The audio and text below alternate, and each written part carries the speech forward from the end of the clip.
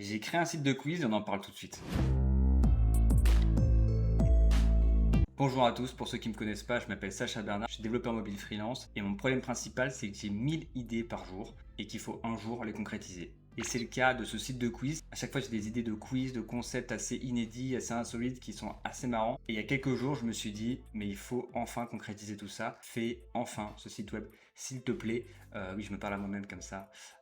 Mais tout va bien, vous inquiétez pas. Et si vous me suivez sur Twitch, vous avez peut-être assisté à la conception de LoGuessr. LoGuessr, c'est quoi? C'est le premier jeu de ce site. Le concept, c'est quoi? C'est des lois insolites. Le but, c'est de trouver si elles existent vraiment ou pas. Et le côté amusant, c'est que justement, parfois, on a l'impression qu'elles sont vraiment fausses, mais elles existent vraiment. Un exemple. T'es fou, non? Dingue. Moi, j'aurais pensé que c'était fou. Mais évidemment, LoGuessr, c'était que le début de cette aventure. La vraie aventure, c'est Lilo Guessr. Lilo Guessr, pourquoi? Lille, c'est pour Lilap, c'est mon agence de freelance. C'est pour Lille aussi, ma ville natale que j'aime beaucoup. Et Guessr, c'est pour Guessr en fait. Là, je suis pas allé chercher loin, là, c'est vraiment pour devinette quoi. C'est assez marrant.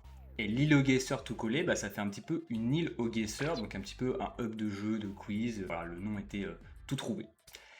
Je suis pas directeur marketing, hein. Moi je suis développeur freelance, donc je vais pas chercher très loin les noms. Aujourd'hui, les LoGuessr, c'est deux modes de jeu, donc LoGuessr, que j'ai expliqué juste avant, et DevGuessr. DevGuessr, le concept est assez simple. C'est un alien, un homme préhistorique ou un complotiste qui vous donne une définition d'un mot, et le but, c'est de retrouver ce mot. Voilà, c'est assez marrant aussi. Je suis totalement objectif avec tout ce que je raconte. Et pour l'anecdote, l'idée de DevGuessr m'est venue en regardant l'incroyable série de The Office.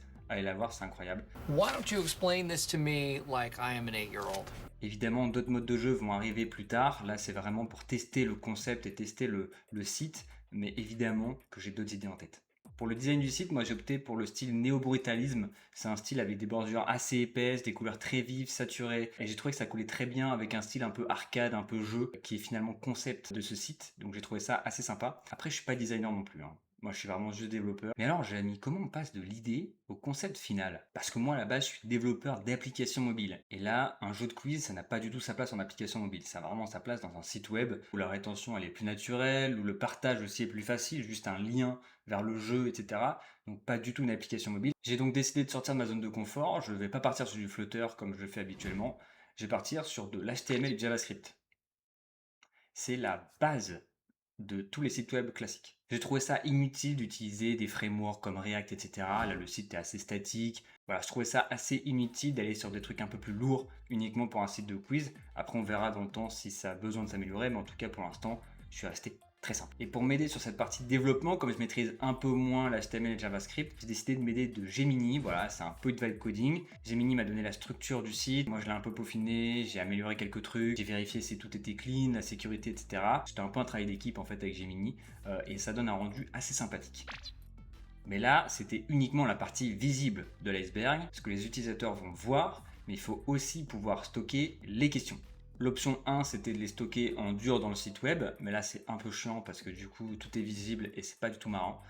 Et l'option 2, c'était de l'héberger sur des serveurs. Et donc on va partir sur Supabase, qui est un back-end as a service qui est très en vogue aujourd'hui, qui s'impose vraiment comme une référence, et notamment parce que son offre gratuite est extrêmement alléchante et elle permet de tester des concepts assez facilement, assez rapidement, et c'est exactement ce dont on a besoin pour ce site web.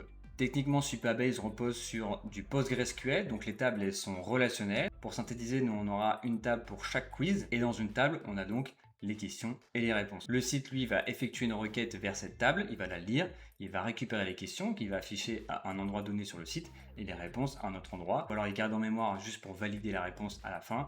Voilà, en tout cas vous avez compris l'idée. PostgreSQL repose nativement sur des Row-Level Security, les RLS. Le concept, c'est que par défaut, on donne aucune autorisation à personne. On ne peut pas lire la table, on ne peut pas l'éditer, on ne peut pas insérer, etc.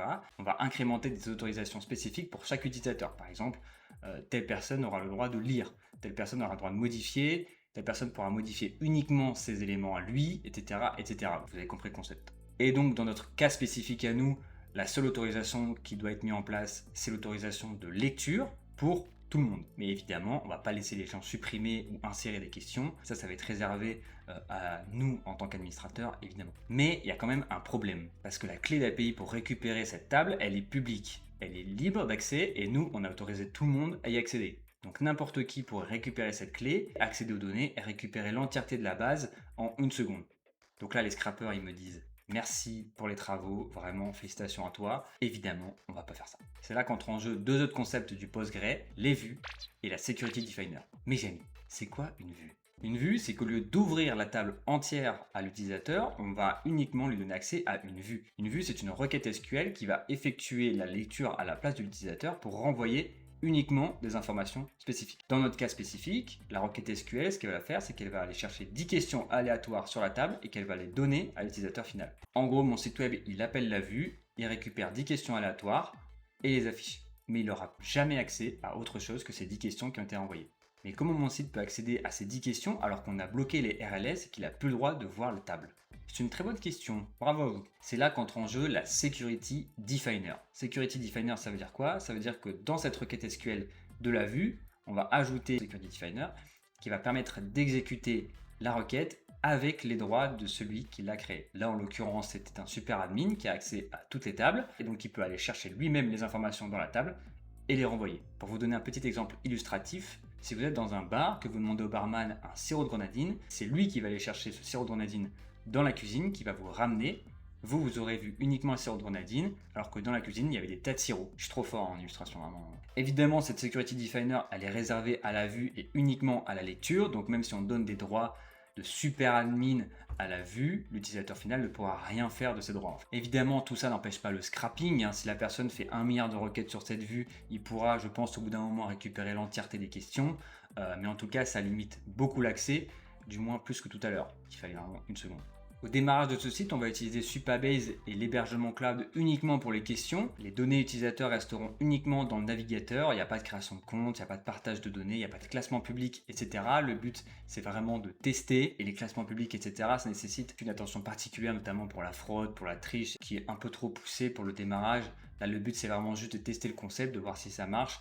Et ensuite, on améliorera ça. Et d'ailleurs, on améliorera aussi avec vos retours. Donc, n'hésitez pas à partager vos retours dans les commentaires ici ou sur nos réseaux sociaux. Mais comment on fait revenir les joueurs? Encore une fois, c'est une très bonne question.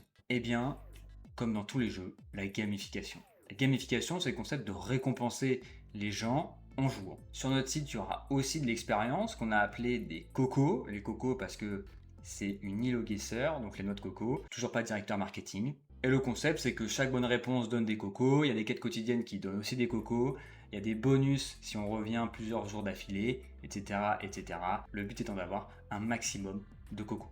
La noix de coco, pas la drogue. Et pour clôturer le tout, un petit bouton de partage du score. Là, c'est pour quand même intégrer un aspect social dans le quiz, même si pour l'instant, il n'y a pas vraiment de partage, de classement, etc., comme j'ai expliqué tout à l'heure. Et voilà comment est née cette première version de l'île aux guesseurs. Le jeu est actuellement en version bêta. Le but, c'est vraiment de tester, de voir si le concept marche bien, de peaufiner aussi les questions, la difficulté peut-être, le design avec vos retours. Donc, n'hésitez pas à aller le tester, à faire vos retours dans les commentaires ici ou alors sur les différents réseaux sociaux. Ce serait un plaisir de vous écouter. Et si ce format de vidéo vous a plu, mais vous êtes encore là maintenant, donc j'imagine que ça vous a plu, n'hésitez pas à vous abonner, à liker cette vidéo, à la partager, à la commenter. Ça soutiendrait énormément cette chaîne. Merci beaucoup à ceux qui le feront. Merci pour ce visionnage. Bon jeu sur les GeoGuessr et à très vite. Ciao.